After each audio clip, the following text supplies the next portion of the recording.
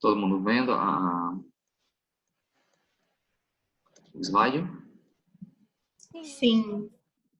Então vamos lá, né? Então a gente vai, nossa conversa hoje, né, vai ser sobre as considerações no atendimento odontológico a gestantes, né? Então a gente tem que ter noção, né, no atendimento desses pacientes, saber o que acontece, as principais alterações fisiológicas, sistêmicas, né, alterações orais, de como a gente vai fazer esse atendimento odontológico na paciente grávida, tá certo, pessoal? Então vamos lá, né? Só relembrando alguns mitos, né, que a gente sempre que existem no atendimento a pacientes gestantes, né? Então existem mitos entre os próprios dentistas, né, que falam que a gente não deve atender grávida, só deve atender grávida no segundo trimestre da gestação, né? Então, será que a gente não pode atender no primeiro ou no terceiro? Outro mito, que a gente não deve fazer radiografia, né? Então, assim, será que realmente é perigoso a radiografia na paciente gestante? Agora já são mais mitos populares propriamente ditos, né? Que algumas mulheres dizem que a gravidez enfraquece o dente, né? Porque o feto ele removeria cálcio para a formação dos ossos, né? Que a gente, no momento que a gente estuda, a gente sabe que a formação do dente não é dessa forma que ela ocorre, né? Então não tem como haver essa remoção de cálcio, né? Para a formação do osso, né? Então não é dessa forma. E por fim, né? Tem um ditado, né? Que realmente avós falam, né? Que para cada gestação é um dente perdido, né? Então assim, a gente terá que realmente ter uma mudança no índice de cárie nesses pacientes e doenças gengivais periodontais. Será que tem uma prevalência? Será que essa doença periodontal vai afetar alguma coisa na gestação? Então, tudo isso a gente tem que conversar e entender sobre, tá bom? Então, vamos lá. Né? A gente vai conversar, né, hoje, como introdução, né? A gente vai falar um pouco das alterações físicas que esses pacientes apresentam, alterações fisiológicas, né? Teve todas as alterações hormonais. Né? A gente vai ter realmente uma alteração fisiológica, né, nessas pacientes. Elas vão também apresentar diversas alterações bucais, né? Então a gente vai ver a maioria dessas alterações também tendo envolvimento dos hormônios, né? Então, aumento de gengivite, né? A presença de algum tipo de lesão. E será que também tem uma alteração nela, né? Então, tudo a gente tem que saber e ter noção para quê? Para a gente, primeiro, quando a gente for conversar com a paciente, o paciente sentar na nossa cadeira, a gente tem que ter noção da ciência, da literatura, para a gente poder falar e transmitir firmeza, segurança para a paciente gestante. Porque a partir do momento que vocês já foram pacientes de dentista, em algum momento a gente sabe, a partir do momento que a gente senta na cadeira odontológica, né? A gente já bate uma insegurança, já bate tenso, angustiado, né? Então, e a paciente grávida, né? Ela tá mais ainda, porque ela tá toda hora ali pensando, né? Antes pensando no feto, né? No filho dela, antes dela. Então, a gente tem que ter tanta firmeza para conversar com ela, para a partir daí a gente indicar o melhor tratamento e ela comprar a ideia e aceitar, como também às vezes a gente vai ter que conversar com médicos, com um GO da paciente, né, gineco dela, e a gente tem que conversar bem cientificamente para a gente mostrar a importância da odontologia, a importância do nosso tratamento naquele momento e aqui fazer com que mostrar que o tratamento é seguro e fazer com que mostrar que tudo que a gente vai fazer ali vai ser bom para todo mundo.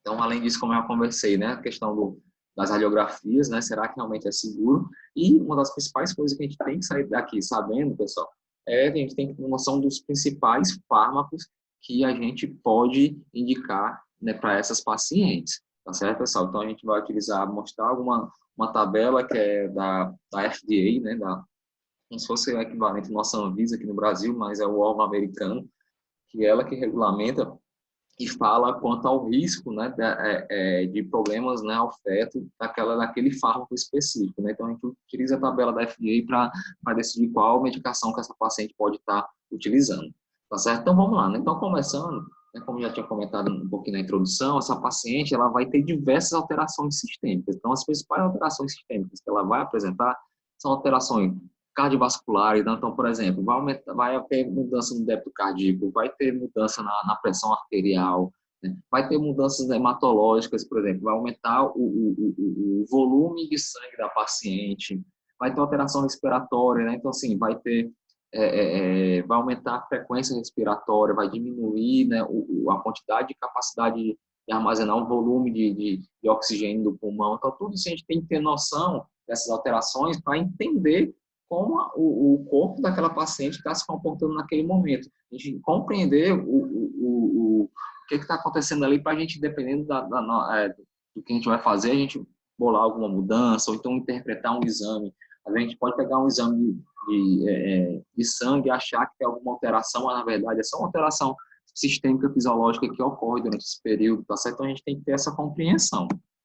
Então, como eu comentei, toda paciente gestante, ela vai, desculpa, assim, alguma parte das pacientes gestantes, elas vão apresentar um aumento do débito cardíaco, né? Então, cerca de 33% das gestantes vai ter um aumento na quantidade de batimentos cardíacos, né? Então, assim, então, a maioria dessas alterações que eu vou falar agora no começo, não são alterações patológicas. Não é que isso aqui não, vai apresentar alguma doença, algum problema na gestação, não. É só uma alteração que ocorre no corpo da mulher para que ela, naquele momento da gestação, tudo ocorra da melhor maneira possível, tá certo? Então, assim, é comum que essa paciente gestante, ela apresente esse aumento de batimento. Então, por exemplo, a nossa anamnese, quando vocês forem aferir lá frequência cardíaca, o paciente, ela vai lá, quando está gestante, vai lá, conta, né, lá no pulso, quando vê, deu 85 batimentos por minuto.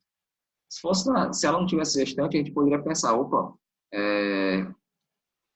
será, eu acho que pode estar aumentado, né? Mas, na verdade, a gente já sabe que isso ocorre nesse momento nas gestantes, né? Então a gente já não desconfia de algum problema. Como eu comentei, a gente também tem alterações na pressão arterial, então no momento da anamnese, quando vocês forem aferir a PA, é comum que no primeiro trimestre ocorra uma leve queda na pressão arterial, enquanto cada vez mais se aproxima do parto, né? Então, no terceiro trimestre, pode, na verdade, já ter um aumento da pressão arterial. Então, assim, esse aumento, cada vez que ele vai sendo cada vez mais alto, a paciente ela começa a ter risco de um problema, né, que pode levar a um parto prematuro, por exemplo, que é a eclâmpsia, né? A eclâmpsia que é quando ocorre um aumento dessa pressão arterial na gestante, né, que vai aumentando a pressão depois intrauterina e acaba tendo o bebê tendo que nascer antes do tempo, né? Então a gente tem que ficar nesse caso atento se essa pressão arterial levar muito no terceiro trimestre, né? Então a paciente ela fica inchada, né, tem edema, né? Normalmente você vê aquela gestante com um calcanhar bem inchado, né? Então, assim, realmente isso aí já é um começo, né? Então, talvez uma possibilidade de uma pré-eclâmpsia. Então, isso que eu acabei de comentar, né? Então, assim, tem esse edema, né? Vai ter um aumento da excreção de proteínas através da urina, né? Então, tudo isso, esse aumento excessivo da PA, né? Esse edema e essa proteinúria começa a definir um quadro de pré-eclâmpsia, né? E isso é um problema muito grande que a gestante, a gente tem que tentar ao máximo que ela não tenha para evitar com que ocorra um nascimento prematuro.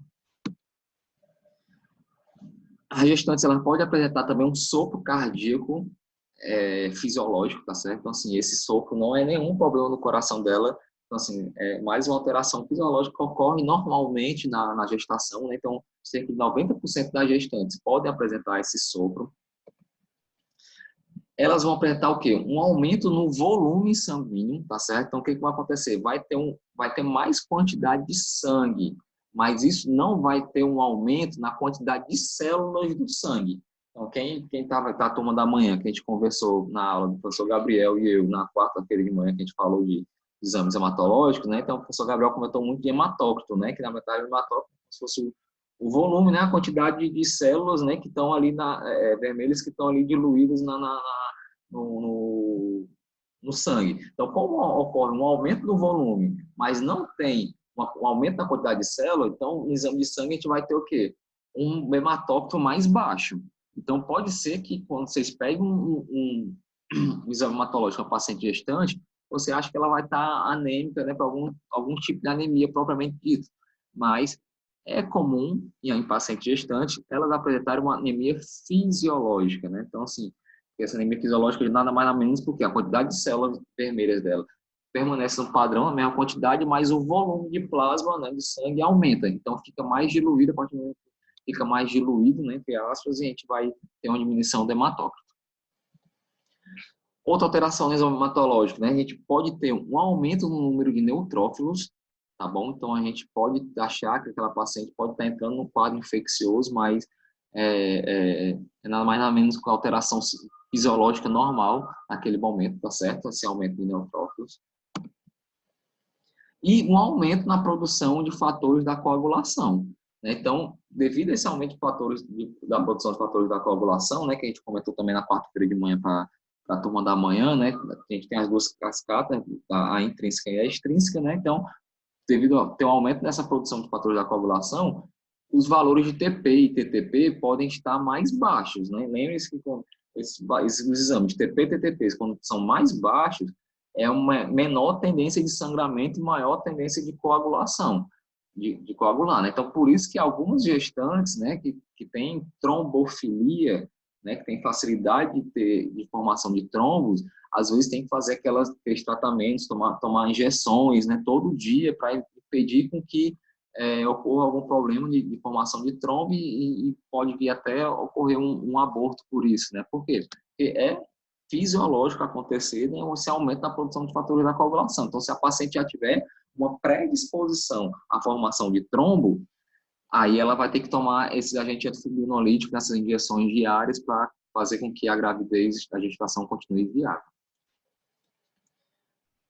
Vai haver também um aumento da frequência respiratória, né? Então, assim, vai ter mais ciclos de respiração, além de uma diminuição da capacidade de reserva, né? Então, cada vez mais que passa, né, que evolui o tempo de gestação, essa capacidade de reserva do pulmão vai ficar cada vez mais diminuída. Por quê? Porque com a expansão do útero e o crescimento da criança, né, há uma compressão na cavidade abdominal, né, fazendo com que o diafragma fique mais elevado, e a partir do momento que o diafragma se eleva mais, o pulmão ele fica mais contraído. A partir do momento que o pulmão fica mais contraído, ele tem menos capacidade de receber esse volume de ar que a gestante respira. Então, por isso que tem uma diminuição na capacidade de reserva, então aumento da frequência respiratória. Então, por isso que quando entra no terceiro trimestre, a gestante fica mais cansada, né? Sobe umas escadas, já fica mais ofegante, né? Tudo por isso que a gente tem essas alterações respiratórias.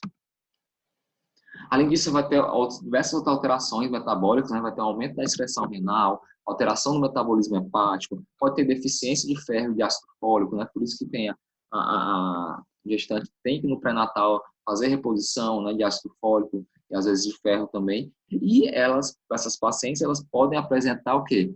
Intolerância à glicose. Então, a partir do momento que a paciente ela demonstra uma intolerância à glicose, ela vai poder apresentar uma condição que é bem chatinha durante a gravidez, tá certo? Então, o que vocês acham? Então, quando uma pessoa tem intolerância à glicose, qual é a doença que ela passa a apresentar? Vocês lembram?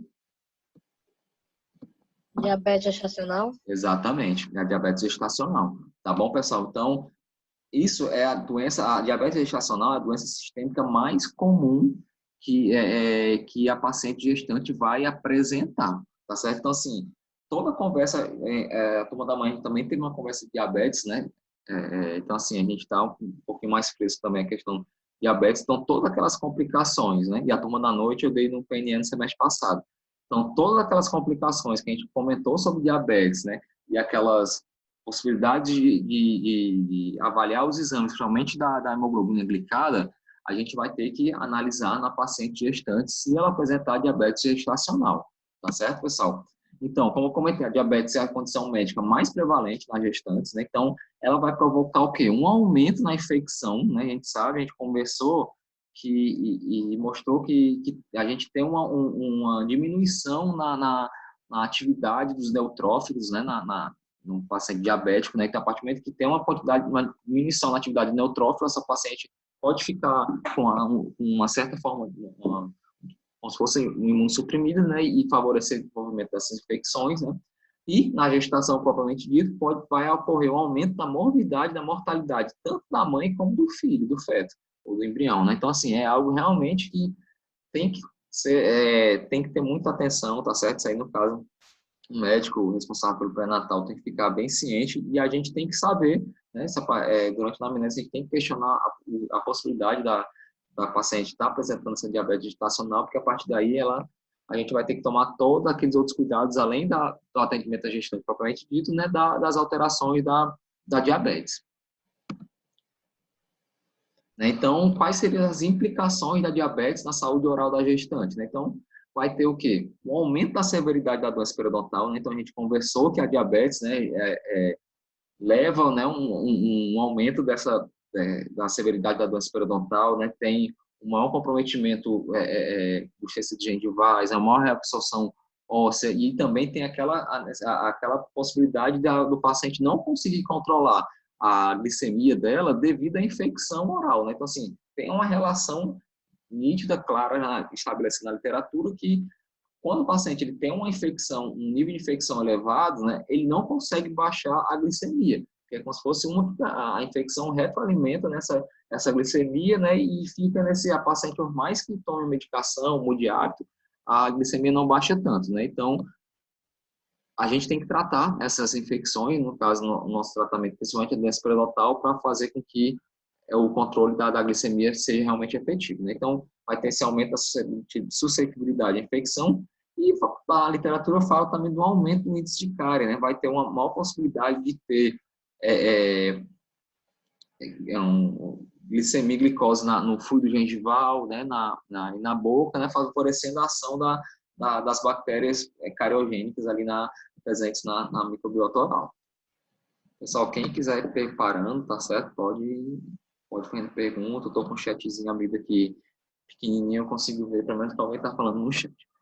Então, vamos lá. Agora falando mais um pouquinho sobre as alterações orais propriamente ditas, né? Então, na gestante, devido às alterações hormonais, pessoal, é muito comum com que essa paciente ela apresente o quê? Um quadro de gengivite, tá certo? E muitas vezes a gengivite ela é demonstrada pelo quadro de eritema gengival linear, né? Que é justamente isso aqui, a gente vê, né? Esse eritema, essa gengiva inflamada, né? Em forma de linha circundando toda a papila, né? E circundando toda essa área mais próxima do colo do dente, né? Então, esse é o clássico eritema gengival linear, que é muito comum a gente observar na paciente gestante, né? Então, as mudanças hormonais que ocorrem nesse momento favorecem bastante a ocorrer um maior grau de inflamação nos tecidos periodontais. Então, por isso que a gente vai normalmente apresentar, esses pacientes gestantes vão apresentar essas alterações de gengivite. Não só gengivite, né? Elas vão apresentar também um quadro de de periodontite também considerável, tá certo? Então, aqui fazendo uma relação, que a gente está falando de diabetes gestacional, né? Então, assim, é um artigo de 2016 que tenta fazer uma relação, e na verdade não tenta, né? Ele faz uma revisão sistemática e uma meta-análise, né? Então, vocês que já passaram pela disciplina de metodologia, né? Então, a gente sabe que meta-análise e revisão sistemática, né? São trabalhos interessantes, né? Com uma metodologia mais rígida, né? Então, é uma meta-análise que relaciona diabetes gestacional e doença periodontal, tá certo? Então, a gente pega diversos estudos observacionais para fazer essa relação.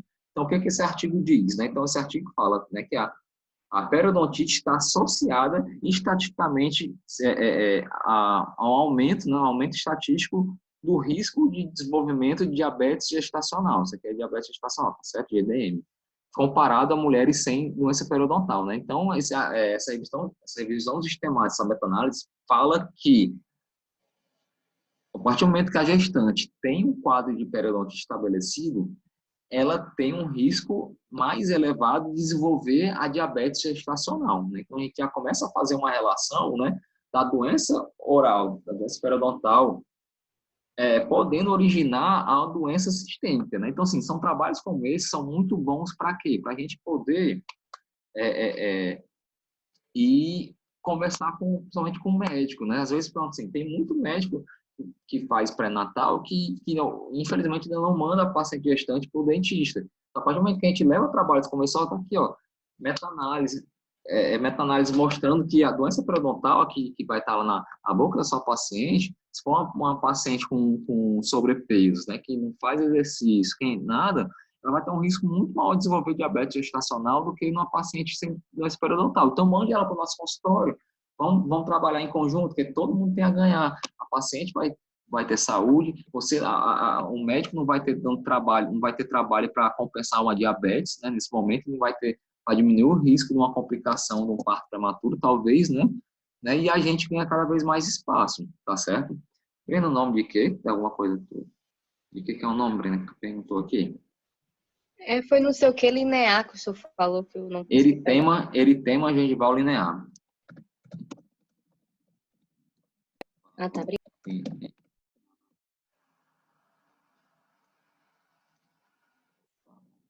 Vamos lá.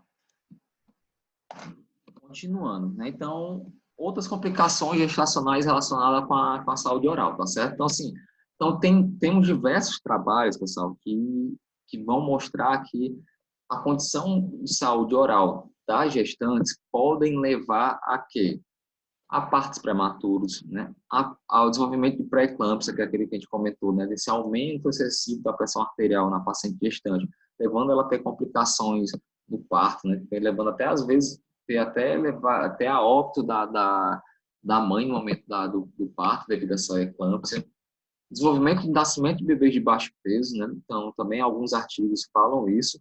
E também da transmissão da microbiota oral materna ao recém-nascido. Alguns trabalhos falam, né, que às vezes, depois que o neném nasce, né, se a mãe não tiver uma saúde oral adequada, né, ocorreria essa transmissão da microbiota altamente contaminada da mãe para o bebê, tá certo? Então, assim, a gente vai agora discutir um pouquinho essa questão principalmente parto prematuro, né, e bebês de baixo peso. Então, o que a literatura fala que poderia acontecer, né? Então, assim, todos aqueles fatores imunológicos, né, lá lembra do que o Paulinho fala muito bem sobre isso, né, que ocorrem na doença periodontal, né? Então, assim, todas aquelas citocinas, né? As bactérias, os LPS produzidos pelas bactérias que estão lá na doença periodontal, a gente sabe que a boca não está desligada do corpo, né? Então, assim, tudo que é produzido de mediador inflamatório na boca vai cair na circulação, né? E todas as citocinas, elas podem ir atravessar a placenta e aonde? E afetar lá ao embrião. Tá sem embrião não, né? Que no caso é um feto já, né? Então, ela pode ir lá e afetar, tá certo? Então, assim, isso seria a justificativa de que uma mãe com alto grau de infecção e inflamação oral, ela poderia ter um risco maior, né, quanto à possibilidade do desenvolvimento de bebê de baixo peso ou então do parto prematuro, né? Então, ficou-se muito tempo tendo essa discussão, né, sobre a possibilidade de realmente somente a doença periodontal está interferindo nessas complicações pré-natais. Né? Então, por exemplo, o que seria um nascimento, né, do bebê pré-natal, né, pré-termo, no caso, né? Então, quando ocorre um nascimento com abaixo de 37 semanas e com menos de 2,5 kg. Então, essa condição, né, de nascimento prematuro, pré-termo, causa cerca de 60% das mortes, né, em recém-nascidos. E sendo que todo esse 60%, 25% deles não pode ser explicado por nenhum fator de risco. Então, nesse caso, o que acontece? Quando ocorre esses partos prematuros, normalmente a gente tem algumas coisas que relacionam. Ou a mãe ela fuma, ou bebe, ou tem desnutrição, né? Ou não faz um acompanhamento pré-natal. Sendo que 25% dos casos, a mãe faz tudo isso.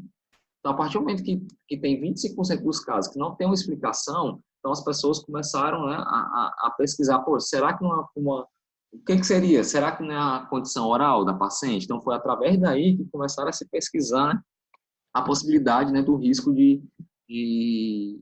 da doença periodontal, da infecção oral, tá levando ao nascimento de bebê de baixo peso. Né? Então, tem um trabalho de 2001, que é um pouco mais antigo, né, que ele fez exames periodontais na mãe, horas depois do parto, né? Então, que no caso, 48 horas depois de bebês que nasceram bem prematuros, abaixo de 28 semanas. Então, nessas mães, pessoal, então, em 11% delas, elas tinham periodontite moderada ou grave, enquanto 3,5% tinham periodontite leve e somente 1,1% tinham periodonte saudável. Então, assim, grande maioria dos pacientes, né, ou tinham gengivite, ou então, né, poderiam ter alguns graus de periodontite, mas cerca de 11% delas tinham periodontite moderada ou grave. Quanto a bebês de baixo peso, no baixo peso considerem abaixo de 1 quilo, tá certo? Nenhuma das mães que tiveram nascimento um bebê de baixo peso tinha um periodontite saudável, tá certo? Enquanto 6,1 tinha periodontite leve e 11,4 tinha periodontite moderada ou grave. Então, a partir daí começou-se a se estudar, tentar se estudar isso para chegar realmente a essa conclusão. Então, assim, eu trago mais um trabalho aqui, esse de 2017, né, que é uma outra revisão sistemática, tá certo? Então, o que é que esse trabalho aqui faz a relação da doença periodontal com problemas gestacionais fala? Então, essa revisão sistemática, ela fala, cadê? Propõe que a associação entre a doença periodontal e vários e diversos problemas gestacionais, né, severos e comuns, é suficientemente estabelecido a relação entre eles, né? Meu inglês hoje está péssimo, estou com preguiça de ler em inglês. Cadê a Lívia, mano? A Lívia, mano, que é a nossa tradutora de inglês. Né? Então, né, tá aqui, para adicional, estudos epidemiológicos primários, né, revisões sistemáticas na área. Né? Então, assim, as revisões sistemáticas, né, mostram que há essa associação, sim, né, entre a doença periodontal e o risco de complicações pré-natais, né, assim, principais riscos são bebês de baixo peso, né, e partos prematuros. Outro trabalho, que esse aqui já é um pouco mais recente, 2019, né, que ele relata já, novamente, uma meta-análise que vê o efeito do tratamento periodontal. Então, aqui não é da periodontite, ele está vendo já o efeito do tratamento periodontal propriamente dito em cima dos problemas gestacionais. Então, essa meta-análise, o que ela fala? Né? Ela fala que o tratamento periodontal durante a gestação foi associado com uma redução dos riscos, né, da mortalidade perinatal, de nascimento de bebês de baixo peso, não, que é baixo peso é aqui, e aqui baixo peso é aqui, com abaixo de 36 semanas, né, prematuros, preterms births, né, então, o tratamento periodontal, né, nesse trabalho, mostra que ocorre realmente tem se a gente intervir periodontalmente, né, a gente vai trazer um bem muito forte para a paciente, porque vai diminuir provavelmente algum risco que ela poderia ter durante o período perinatal. Então, assim, já é mais uma outra coisa que a gente tem para levar e para conversar com os médicos, para a gente mostrar a importância da odontologia, da gente estar próximo da mãe, da grávida, durante o momento pré-natal. Então, assim, a gente tem que estar dentro do pré-natal. Tá certo, pessoal? Porque a literatura, então, assim, através de meta-análises, mostram que a paciente vai ser favorecida se a gente intervir periodontalmente nesse momento, tá certo? O João fez todos os artigos relataram especificamente o percentual. João, como são meta-análises, né? Então, assim, aqui no artigo tem eles veem vários trabalhos, né? E cada trabalho tem sua metodologia específica e seus resultados. Então, assim, realmente eu não depende. Então, assim, esse trabalho específico não vê a questão específica de porcentagem, né? Porque ele analisa diversos outros. Mas eu vou botar no grupo depois para vocês esses artigos, tá certo, pessoal? Para quem tiver mais interesse, que aqui está muito corrido para a gente falar muito especificamente de cada um. Apesar de que, pessoal, então, apesar de ter mostrado para vocês, né, que revisões temáticas, né, mostram que sim, há relação da doença periodontal com o bebê de baixo peso, a gente tem alguns trabalhos, alguns não, diversos trabalhos que fizeram pesquisas sobre e que não mostraram naquela população específica que eles examinaram, não mostraram relação, tá certo? Então, assim, pessoal, então, como tudo na ciência, nada é 100%, né? Nada é uma verdade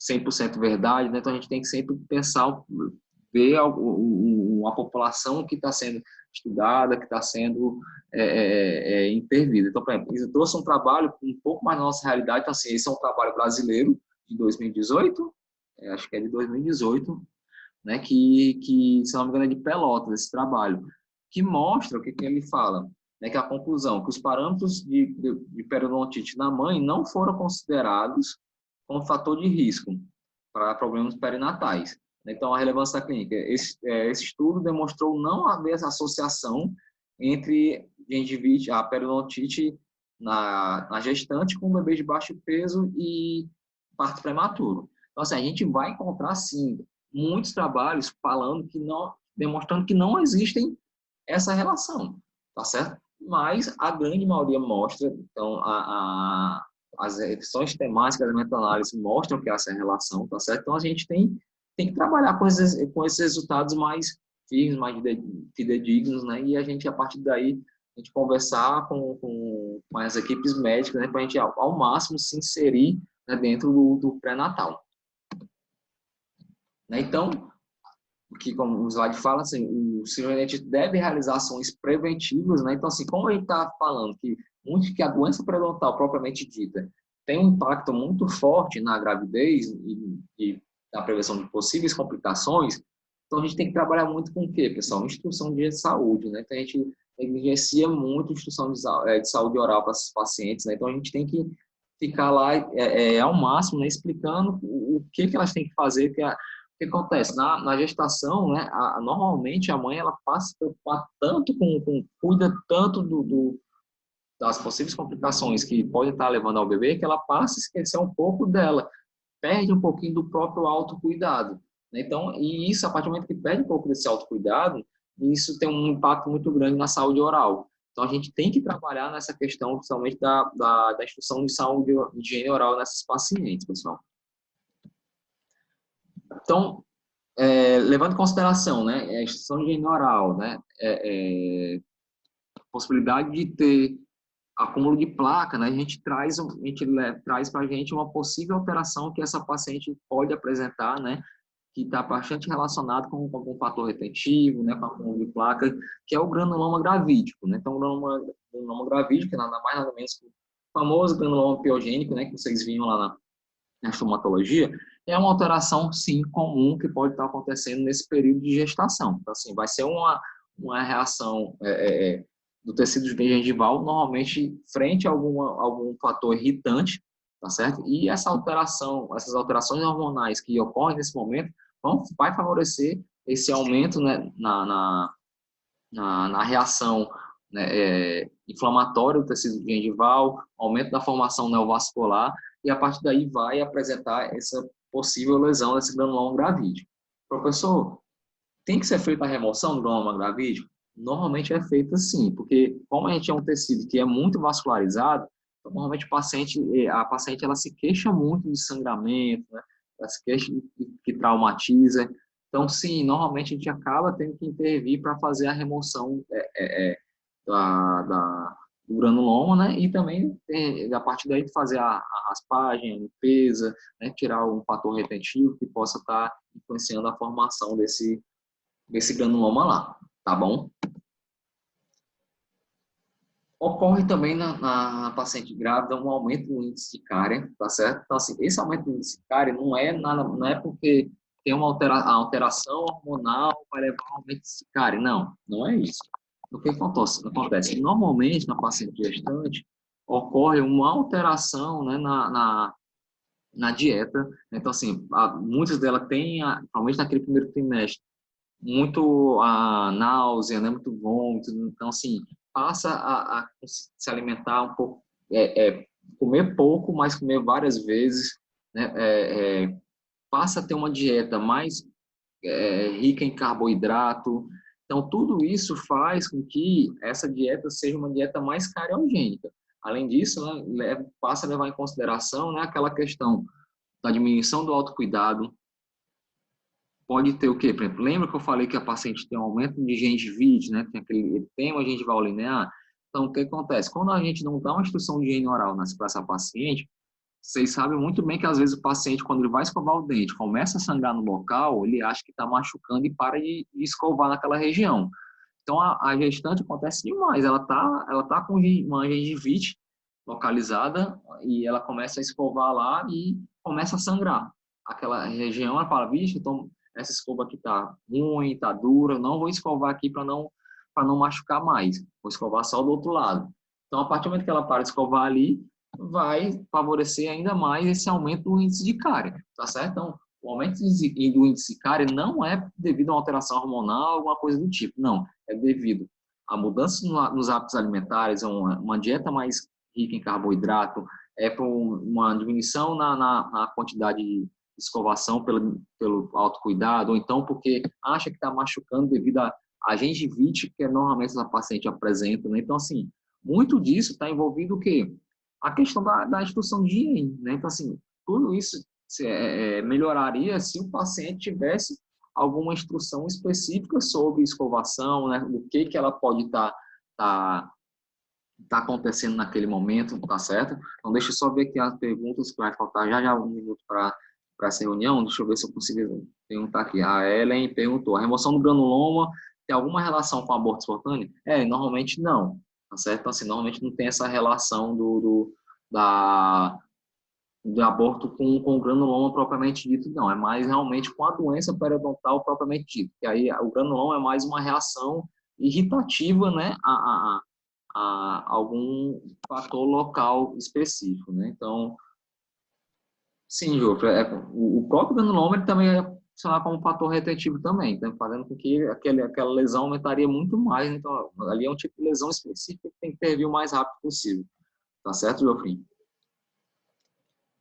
Vamos lá continuar. Já vai parar. Então, pessoal, no tratamento odontológico, né, na paciente gestante, então a gente passa a ter o quê? Uma dupla responsabilidade. Por que dupla responsabilidade? Porque a gente vai tratar tanto a mãe e a gente não pode trazer malefícios ao feto. Então, a gente tem que sempre estar pensando, pô, eu vou atender, vou utilizar esse material. Será que a mãe pode usar esse material?